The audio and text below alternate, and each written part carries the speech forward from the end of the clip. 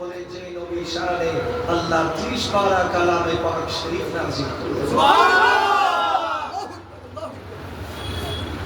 ওজন্য আল্লাহ হযরত বলছেন তোমরা ওই নবীর অনুসরণ করো आसमानों ही पर सब नबी रह गए अर्शे आज़म पे पहुंचा जो वो तो बस हमारा।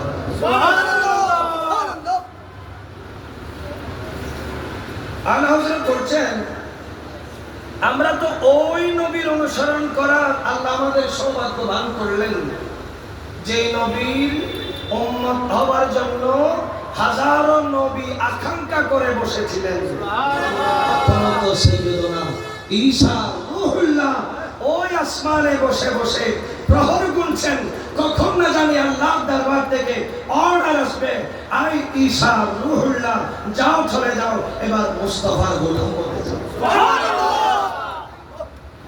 ওজন্য আল্লাহ হযরত বলছেন जहां में ढूंढा है तुझसे हर सू कहीं न पाया है तुझसा गुलरो पसीना में तेरा ऐसा है खुशबू कि मिश्क अंबर गुलाबो क्या है सलात।